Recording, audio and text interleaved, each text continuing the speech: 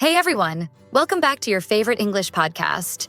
I'm Emma, and joining me today, as always, is Mike. Hi everyone. So, picture this.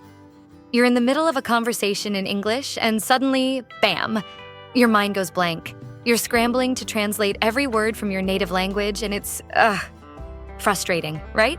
Oh, I've been there so many times. It's like your thoughts are in this crazy traffic jam, all because they're trying to switch from one language to another. But guess what? Today, we're here to help you break out of that cycle. Exactly. Imagine if you could just think in English, naturally, without needing to translate every thought. It's totally possible, and we're going to show you how to make English feel like second nature. And honestly, thinking in English is a huge part of gaining fluency. When your thoughts start flowing directly in English, speaking becomes so much smoother, and you can really express yourself, Today, we'll talk about why that's important, dive into some brain psychology, and give you steps to make it happen. So, if you're ready to finally think in English, get comfy, grab a notebook if you like, and let's get into it. By the end of this episode, you'll have some real tools to start speaking more naturally and confidently. All right, let's jump right in. Key words. Okay, so before we get into how to think and speak in English, let's actually define what we mean by these two things, thinking and speaking. Yeah, because sometimes we overlook the basics, right? Thinking is essentially the way we process information, come up with ideas, or even just daydream in our heads. It's like our brain's private workshop. Right. And speaking, well, that's how we take those ideas, those thoughts, and actually communicate them out loud. Speaking is the bridge between our thoughts and the people we're trying to connect with. Exactly. And what we're aiming for is to make that bridge strong and smooth.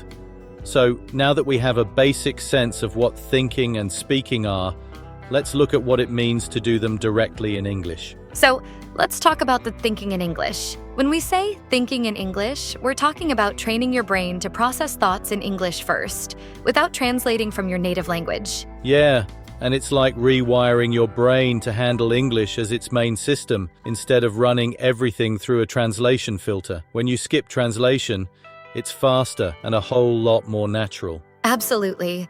Plus, when you start thinking in English, you're setting yourself up for more authentic conversations.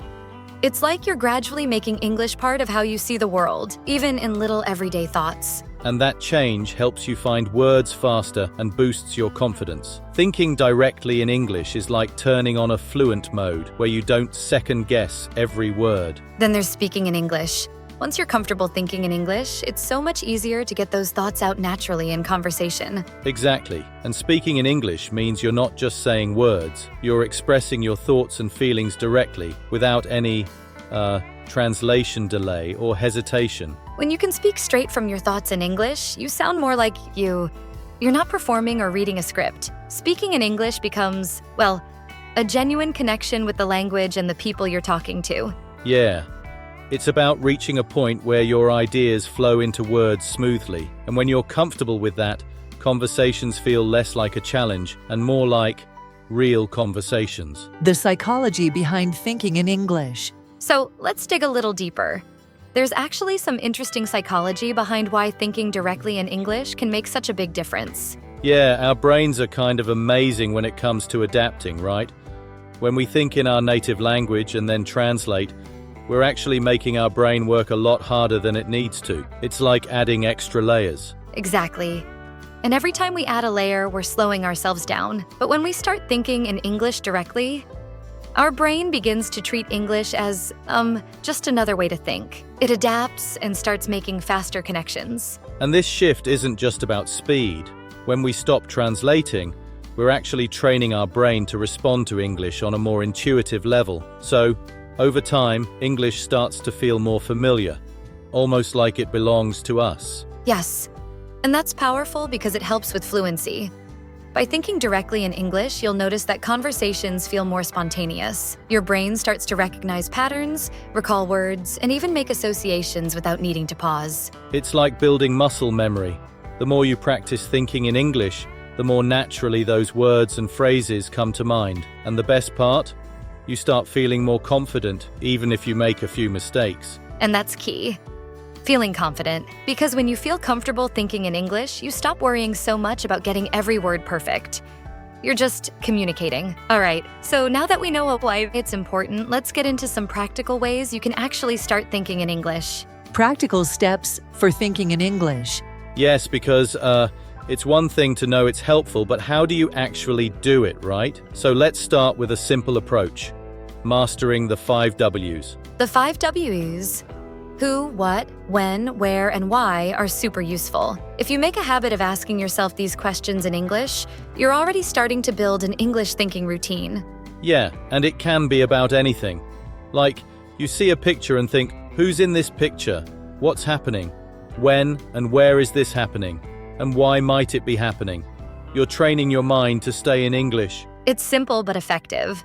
And the best part is you can do it anywhere, while watching TV, scrolling through photos, or even just people watching. So for the next one, we're going to cover the word images association technique. Here the idea is simple. Take an image and try to come up with at least 5 words in English that describe it. This technique is great because it makes your brain build direct connections between what you see and English words. Say you have a picture of a snowy mountain. You might come up with words like cold, white, peaceful, high, snowy. And you don't have to be too specific or detailed. It's all about creating quick associations. If you see an image and instantly think of a few English words, your brain's creating a habit of recalling English vocabulary faster. Plus, you can try this with different types of images to build a broader range of vocabulary. It's a quick exercise you can do on your phone, flipping through photos, or even while scrolling on social media. The next one is the sentence pattern life connection. This is about using simple English sentence patterns to describe your daily activities as they're happening. Right. For example, if you're preparing breakfast, think in English, I am boiling eggs, or I am spreading butter on toast. Describe each step in your mind, like narrating your actions. And don't worry if it feels a little funny at first.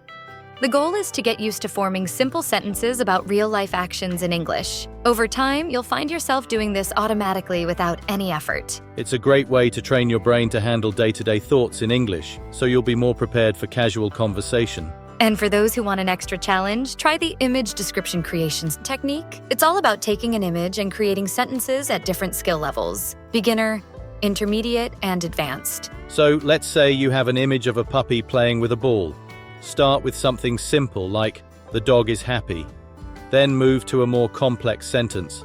The playful dog is running after the ball in the yard. For an advanced description, try something like, the energetic puppy, wagging its tail excitedly, chases the colorful ball across the green lawn, thrilled by its newfound toy. This helps you practice expressing more detail in English.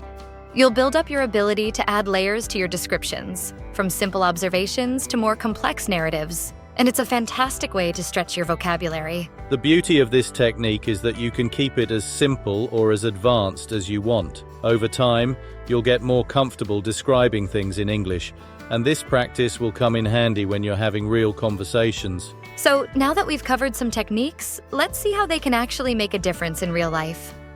I have a story about someone who used these methods to change the way she thought and spoke in English. Her name is Sarah. Let's listen. So, Sarah was a French speaker who moved to an English-speaking country and initially struggled to have fluent conversations in English. Whenever she tried to speak, she would first think of what she wanted to say in French and then translate it in her head. By the time she finally spoke, her sentences would come out slowly, and it often sounded a bit awkward. Sarah realized this approach wasn't helping, so she decided to make a change. She started with the technique we mentioned earlier, the sentence pattern life connection. One day, she read a sentence online that went, I went to the park to relax and clear my mind. Instead of just moving on, she decided to practice with this structure all day. So, for example, when she went to the store, she'd say to herself, I went to the store to pick up some groceries. Or when she went to a cafe, she'd think, I went to the cafe to have a cup of coffee. Little by little, her mind began forming these sentences directly in English. She didn't need to translate from French anymore. She was thinking in English. She also started using shadowing exercises. She'd listen to English podcasts and repeat after the speakers, copying their tone and rhythm. This helped her build confidence and made her sound more natural. After a few weeks of this practice, she had a big breakthrough. She was chatting with a friend in English, and suddenly, she realized she hadn't thought in French at all. The words came out smoothly, and the conversation felt easy and natural. She had reached a point where thinking directly in English made speaking so much easier. Sarah's journey shows us that by changing how we think, by practicing patience, consistency, and focusing on thinking in English, we can make real progress in fluency. It's a powerful example of how shifting your thought process can transform the way you speak. All right, so now that we've seen how these techniques can work in real life, let's dive into some practical tips you can start using right away to think and speak in English. Tips for thinking and speaking in English. Yes, these are straightforward actions you can weave into your daily routine. They may seem small, but over time they make a big difference in building that English thinking habit. Tip number 1 is to surround yourself with English. Immerse yourself in the language through music, movies, podcasts, and books. The more English you hear and see daily, the more natural it starts to feel. Yeah, even if you don't understand every single word, that's okay. Just having English in your environment helps your brain get used to its rhythm, sounds, and patterns. Think of it like training your brain to tune into English. Exactly. Next, you can always speak out loud whenever you can. You don't need an audience. Talking to yourself in English is a powerful way to get comfortable forming sentences and hearing your own voice in English. And this doesn't have to be formal. You could be describing what you're doing, like, I'm pouring coffee, or I need to find my keys. It gets you thinking in English and helps smooth out that transition from thought to spoken words. This one goes back to the word-image association technique we discussed. Find an image, anything that catches your eye, and think of words that come to mind in English. It's a quick way to build vocabulary without relying on translations. And it helps your brain make direct connections between English words and real things. This makes recalling vocabulary much faster and more natural over time. Another simple yet effective tip is to think in English as you go about your day. Whether you're cooking, walking, or getting ready, try to describe what you're doing or even just observe your surroundings in English. Right. It's a habit that gets easier with practice. And the best part is, you don't need any special time set aside for it. Just a few thoughts here and there can help build your English thinking routine. This one's big. Try not to depend too much on translation apps. They're helpful in some situations, but relying on them all the time can keep you stuck in translation mode. Exactly. Instead, focus on using what you already know and practice working through sentences and meanings on your own. It helps build confidence and encourages your mind to problem solve directly in English. Journaling is such a great way to practice. You don't need to write a lot. Even a few sentences a day is enough. Try writing down things like what you did that day or what you're planning for tomorrow. And if you're unsure of a word, just use what you know. The goal isn't to be perfect, it's to practice expressing yourself in English. Over time, you'll notice you can write more fluently and naturally. Another fantastic way to grow is by talking with native speakers. Real conversations push you to think on the spot and practice responding without translating. Even if it feels challenging, those real-life interactions are so valuable. You get a sense of natural phrases, different accents, and common expressions. It's like a mini English workout. And lastly, be patient with yourself. Learning a language is a journey, and it takes time. Every small effort you make adds up over time. Exactly. Keep practicing, even if it feels slow at first. Consistency is key. The more you practice these tips, the more natural thinking and speaking in English will become. So, we've talked about techniques and tips. Now let's turn our attention to some of the popular tools which will help you think and speak in English. Top 4 tools for English thinking and speaking. Absolutely. These tools are designed to make learning engaging, practical, and fun. Let's go through our top 5 picks. First up, we have Duolingo. This app is super popular for a reason. It uses a game-like format to teach vocabulary and grammar, so you're learning without even realizing it. Yeah, and the repetition is key. Duolingo helps you practice new words and phrases over time, which strengthens your memory and recall. Plus, it's easy to fit into your day with quick lessons. Next is Hello Talk. This is an app where you can connect with native speakers around the world. It's amazing because you get to practice real conversations and even ask questions in a casual setting. It's kind of like a language exchange. You can chat with people who are learning your language too, so it's a great way to learn and teach at the same time. And nothing beats practicing with real people. BBC Learning English offers tons of videos and lessons specifically on pronunciation, vocabulary, and grammar. They're well organized, so you can focus on areas where you want to improve. And the lessons are pretty short and easy to follow. Whether you're looking to improve pronunciation or just pick up everyday phrases, BBC Learning English has something for everyone. And last but not least, we have Anki. Anki is a flashcard app that uses spaced repetition, so you review words just as you're about to forget them. It's an excellent way to build vocabulary over time. And the great thing about Anki is that you can create your own flashcards, so you're learning the words and phrases that are most useful to you personally. So, there you have it. Our top 5 tools for practicing and reinforcing English thinking and speaking skills. These tools make it easier to practice consistently and keep your learning interesting. Well, that brings us to the end of today's episode. I hope you're feeling inspired and ready to start thinking in English. Yeah, remember, it's a process. You don't have to get it perfect right away. Just start by trying out 1 or 2 of these tips and gradually build up from there. Exactly. And don't be afraid to make mistakes.